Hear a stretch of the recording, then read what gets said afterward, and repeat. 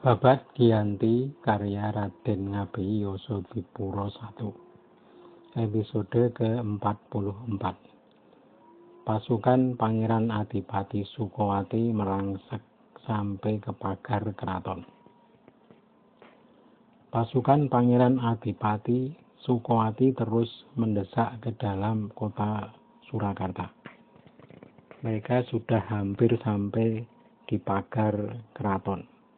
Obruk sudah diberitahu bahwa sang raja akan maju ke medan perang. Sudah disiapkan pasukan seadanya. Sudah tak ada lagi pasukan, hanya mantri keparak yang mundar-mandir membantu membawa para istri dan putri raja yang masih kecil-kecil menuju loji. Obruk menyuruh Kapten Saloter dan pasukan kumpeni mengawal sang raja. Saloter segera bertindak. Orang kadipaten masuk ke istana, sekitar 70 prajurit. Yang mengiringi raja hanya para magang sejumlah 42 dengan senjata tombak. Dan juga abdi dalem Suronoto tak lebih dari 10 orang. Dan Nyai Lurah Keparak luar sejumlah 4 orang. Sang raja sudah membawa keris Kiai Balabar. Tombak yang disanding adalah Kiai Kebo Mas. Adapun Pangeran Adipati Anom menyandang keris Kiai Maisonular di belakang dan Kiai Baruwang di depan kiri. Tombak Kiai Panatas sudah dipegang. Sang raja turun ke medan perang. Bende Kiai Becak dibawa Agul-Agul Gerdopati. Baru sampai di sebelah dalam pintu Brojonolo, ada prajurit memberitahu bahwa Pangeran Mangkunagara datang dari selatan. Dia menyerang dengan berkuda. Pasukannya ada 1000 prajurit yang menghadapi para abdi dalem keparak, dipimpin Sikartinolo dan Joyowikromo. Namun pasukan kedua mantri telah terdesak. Adapun tempat terjadinya pertempuran di Kaliwingko dan Barat Kedawung. Mendengar suara tembakan bercampur sorak-sorai, was-was hati sang raja. Polah semua orang kebingungan, seperti gabah diayak dalam nampan. Wanita dan anak-anak kecil menangis, panik saling tunjang di hadapan sang raja. Sang raja melihat ke utara, terlihat debu dari orang berlari. Banyak orang berlari tergesa-gesa sehingga jatuh. Begitu bangun, ditunjang. Jatuh lagi. Bangun lagi, lalu berlari kencang. Pondok-pondok sebelah barat pagelaran sudah terbakar. Musuh sudah masuk alun-alun. Segera turun sang raja dan berkata kepada para abdi, "Ayo bocah, saatnya maju ke medan perang." Abdi dalem magang berselebaran di depan sang raja.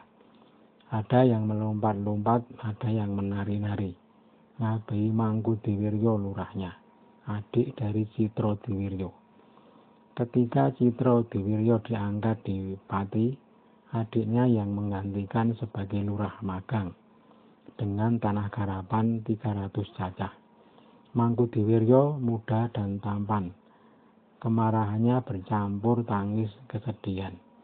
Terus berputar-putar beserta pasukannya. Ada yang menginjak-injak tanah, ada yang melompat, macam-macam polahnya. Sudah sampai sang raja di Panangkilan. Ketika melihat ke barat, terlihat 3 orang berpakaian merah. Yang satu memakai ikat kepala kuning, pakaian kuning dan tombak hitam diseret dengan tali kain. Yang 2 orang bedigal saja, membawa pemantik semua, tukang bakar-bakar rumah.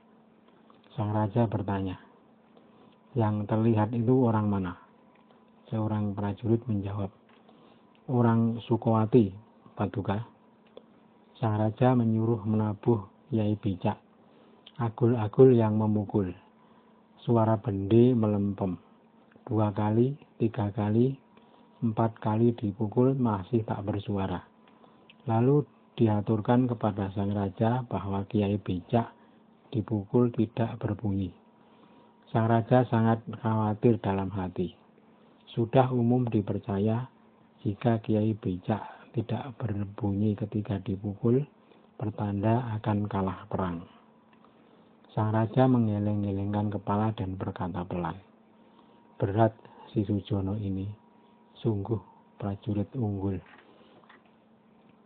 Dongkol hati sang raja. Pangeran Adipati Anom berkata sambil menangis, "Hamba minta pamit maju ke medan perang.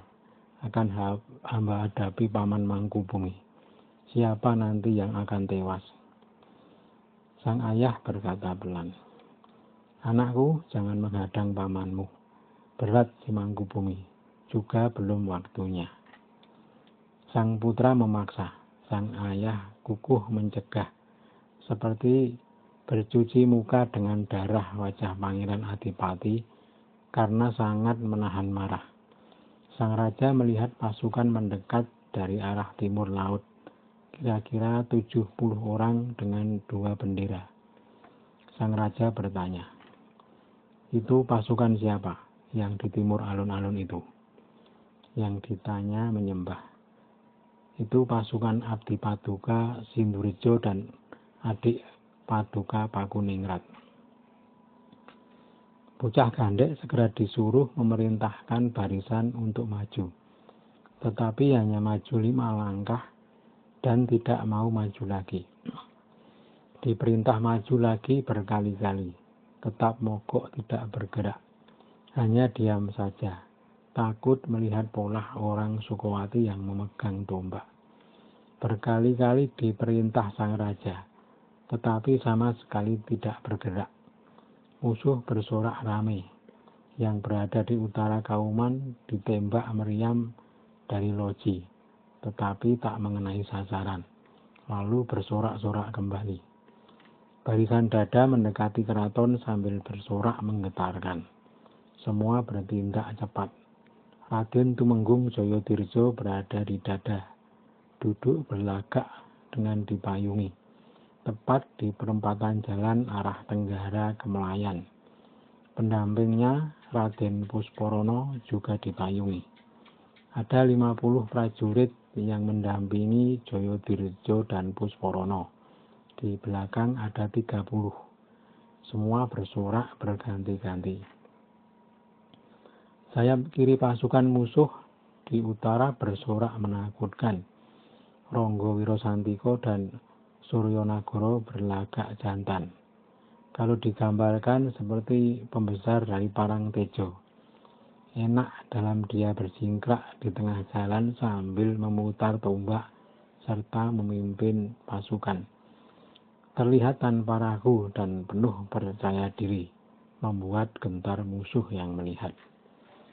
Sang raja ciut hatinya. Suara gelegar meriam tidak mampu membungkam sorak-sorai.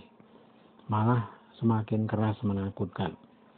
Pangeran Adipati Sukowati yang berada di sayap kanan terus mendekat ke keraton. Pangeran sudah turun dari kuda. Semakin kebingungan orang-orang senegeri. Pasukan yang berbaris di Gading takut melihatnya. Lalu lapor ke dalam keraton. Musuh polanya menakutkan. Turun dari kuda menyeret tombak membuat bergidik seperti raksasa hendak memangsa daging. Sudah berhenti di pojok barat pagar Pangeran Adipati Sukowati. Para Magersari menjaga di kiri kanan. Kuda ditaruh di depan. Pasukan yang mengepung pagar ada yang menggoyang-goyang. Kira-kira berjumlah 20 orang. Para mantri keparak dipimpin Kaliwonya dan mantri keraton semua menghadang di dalam pagar. Kedua kubu saling menantang. "Ayo masuklah." Yang di luar pun berkata, "Ayo keluarlah." Dari dalam terdengar teriakan, "Ayo masuk babi desa. Ayo monyet desa. Babi lutung masuk ya. Di sini aku hadapi." Suara saling tantang terdengar bersautan.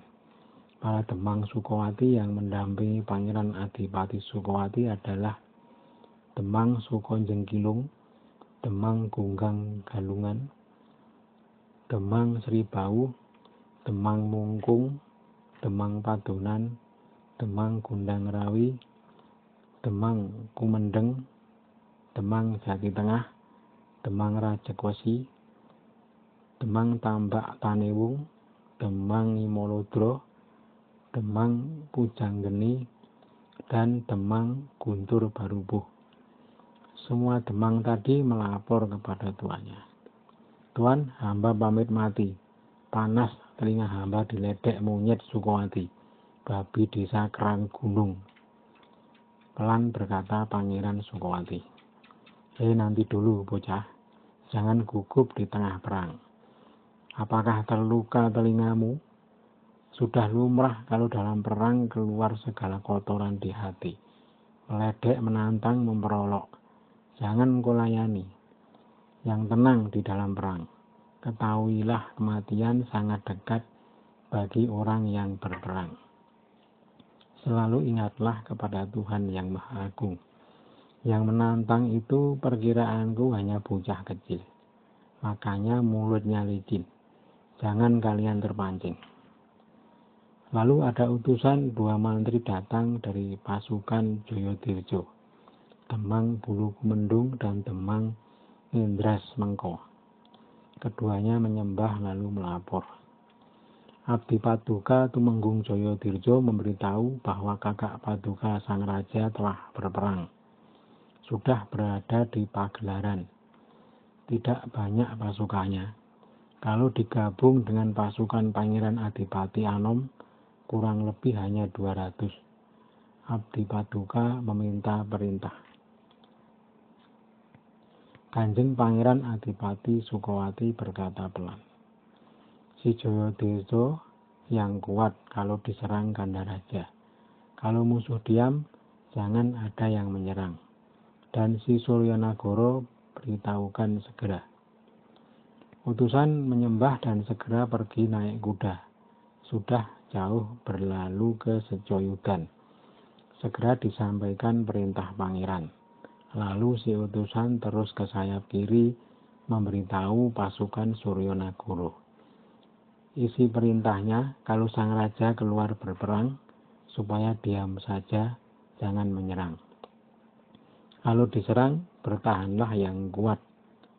Mas Ronggo dan Suryanagara segera turun dari kuda. Mereka dipayungi dan berada di depan pasukan.